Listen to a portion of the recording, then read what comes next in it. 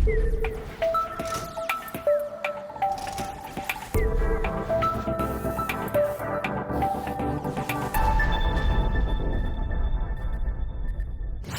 futur du business travel, le tourisme en 2030 ou encore l'avenir de la réalité virtuelle. Tom vous dit tout sur les nouvelles tendances technologiques dans le tourisme. Bienvenue dans l'Update. Tout de suite, le zapping. Et on commence ce zapping avec le Future of Business Travel, le premier événement sur le voyage d'affaires et les nouvelles technologies organisé par Tom. Prédictif, mobile, travel dogs, assistants personnels, la matinée de conférence a évoqué nombreux sujets et rassemblé près de 150 participants de tous les métiers. Tom vous donne d'ores et déjà rendez-vous l'année prochaine pour la deuxième édition du Future of Business Travel. Premier test réussi pour l'Hyperloop. Ce train ultra rapide imaginé par le milliardaire Elon Musk vient de réussir son premier test grandeur nature dans le Nevada grâce à la société Hyperloop One. Le prototype capsule a pu atteindre la vitesse espérée de 140 km/h. La société espère transporter ses premiers voyageurs en 2021 à une vitesse de 1220 km/h. Fini la barrière du langage, la société Waverly Labs a mis au point des oreillettes qui permettent de traduire presque instantanément les paroles de son interlocuteur. Pour cela, il suffit simplement de télécharger l'application et de connecter l'appareil au Bluetooth de son téléphone. La start-up vient de lever des fonds sur Indiegogo et a commencé à les commercialiser au prix de 250 € environ en magasin. Et on n'oublie pas la note What the fuck avec le Transit Elevated Bus développé par une société chinoise. Ce projet de tram prévoit de passer au-dessus des voitures circulant sur la route pour gagner de la place.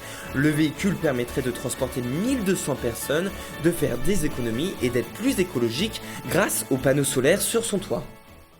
Plus de 200 personnes se sont réunies pour les entretiens de Vixous dans le château du même nom, situé dans le Cantal, en plein milieu de la nature, pour parler technologie et tourisme du futur.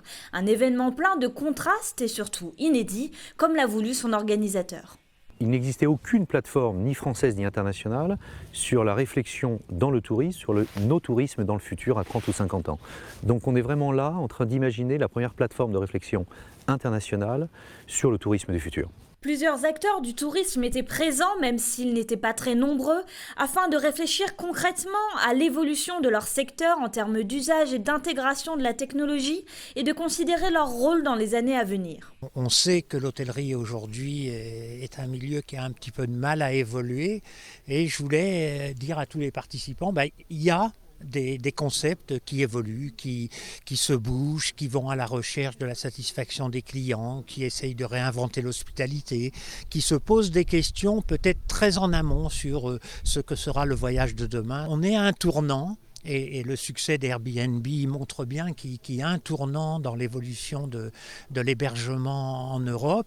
Et l'hôtellerie, si elle veut s'en sortir, il faut qu'elle s'en sorte par le haut, par la qualité, par un nouveau service client. Je pense qu'il n'y a pas de stratégie touristique sans effectivement stratégie tout court, qu'il n'y a pas de stratégie touristique sans acte politique fort. Pour aller plus loin dans la réflexion, durant ces 2 jours de conférences et d'ateliers, d'autres personnalités non issues du secteur du tourisme sont venues apporter leur vision. Sociologues, chercheurs, avocats, spécialistes des technologies, designers ou encore astronautes ont permis de dynamiser les conversations pour voir encore plus loin dans l'avenir.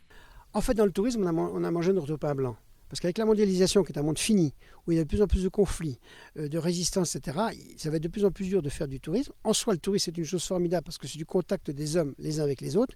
Mais si on veut que le tourisme ne devienne pas lui-même un facteur de conflit, il va bien falloir qu'il y ait une réciprocité, c'est-à-dire que ceux qui voyagent prennent un minimum de temps pour comprendre chez qui ils vont. Sinon, le tourisme sera un facteur de guerre supplémentaire. Je suis convaincu que dans quelques années, on va avoir les destinations orbitales dans l'espace, c'est-à-dire les laboratoires pour les chercheurs scientifiques ou bien des entreprises et aussi, évidemment, des hôtels un jour. Si l'exercice de la prospective reste compliqué pour un public non aguerri, de nombreux débats ont eu lieu, notamment autour du rapport humain, de l'expérience, mais aussi des dérives liées aux technologies. On ne sait pas précisément ce qui va se passer dans 20 ou 30 ans. On sait se projeter avec ce qu'on connaît aujourd'hui, plus quelques éléments sur les points d'innovation qui sont ceux de demain. Après, on a des intuitions, et ces intuitions, elles ont été intéressantes. il y a eu tout un débat parce qu'il y a les excessifs, une sorte de vision béate de la technologie, elle va tout faire. On a parlé des robots, on a parlé du machine learning. Bon, je crois, moi, qu'on va retenir plutôt que les machines vont jouer un rôle important, mais qu'elles ne vont pas tout jouer et qu'il y restera chez l'homme la capacité d'imagination qui va dépasser le pouvoir des machines. Et donc derrière cela, il y a des champs d'évolution extraordinaires. Alors maintenant, est-ce que les acteurs d'aujourd'hui seront les acteurs de demain? Nous le verrons bien. Mais les chats ne font pas des chiens. L'événement a pour ambition de devenir le Davos du tourisme et rassemblera l'année prochaine toujours plus d'acteurs du secteur et du monde numérique afin de continuer à réfléchir aux mutations d'aujourd'hui et de demain pour mieux les appréhender. Le Salon Laval Virtual rassemble depuis 18 ans tous les acteurs de la réalité virtuelle. Laurent Chrétien est son organisateur depuis 3 ans. Il nous explique les possibles applications d'aujourd'hui et de demain dans le secteur du tourisme. Bonjour Laurent Chrétien, est-ce que vous pouvez redéfinir le terme de réalité virtuelle ? Pour qu'on fasse vraiment de la réalité virtuelle, il faut réunir la notion de 3D temps réel, c'est-à-dire qu'on va se déplacer en temps réel dans l'environnement, qu'il soit réel ou totalement simulé. Il faut qu'on soit à l'échelle 1, il faut de l'interaction, de l'interactivité, hein, et ce qui fait que c'est une vraie différence avec la 360 immersive où le film est fait et on va simplement se balader à l'intérieur de cet univers. Justement, aujourd'hui, quelles sont les applications qu'on peut voir naître dans le tourisme? Quels sont les acteurs les mieux placés pour utiliser la réalité virtuelle? Alors, je dirais qu'aujourd'hui, l'usage qui émerge le plus vite en matière de réalité virtuelle, c'est l'ensemble des outils de promotion qu'on peut faire avec des films immersifs. Pour l'instant, il n'y a pas encore d'interaction, donc on n'est pas tout à fait dans la réalité virtuelle, mais on va y venir. Deuxième usage, celui de préparer son voyage. Donc vous avez des agences comme Thomas Cook, par exemple, qui permettent de visualiser et de s'immerger dans des destinations potentielles et d'aider ainsi le client à choisir un peu mieux sa destination, ou les hôtels Marriott par exemple qui ont créé des salles d'inspiration, de réalité virtuelle dans leurs hôtels pour découvrir en réalité virtuelle ce qu'il peut y avoir autour et donc ainsi permettre aux clients là aussi de choisir son excursion.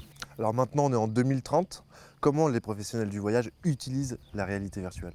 Est-ce qu'on va en arriver à remplacer le voyage, tellement la qualité de l'expérience virtuelle sera forte? Je ne pense pas, même si on peut imaginer qu'en 2030, d'autres sens que celui de la vue seront présents au sein des expériences de réalité virtuelle. On peut parler de l'haptique, hein, le fait de ressentir les choses, on peut parler peut-être des odeurs, mais je crois surtout que vont émerger, et c'est déjà en train de se passer, de nouvelles destinations touristiques ou de nouvelles virtuelles. Alors virtuelles ou réelles, par exemple, ce que fait The Void dans l'Utah est un nouveau concept d'entertainment qui va devenir une vraie destination touristique où on va vivre des expériences collectives, des aventures collectives dans des masques de réalité virtuelle. On pourra se prendre pour le vaisseau Enterprise, on pourra, je sais pas moi, découvrir des pyramides, bref, vivre des aventures collectives où l'émotion sera présente puisque les gens seront physiquement ensemble. Après, je pense aussi qu'en 2030, hein, si on se projette à cet horizon, la réalité virtuelle permettra à des personnes handicapées de pouvoir aller monter l'Everest, de pouvoir monter le Mont Blanc un peu moins loin chez nous.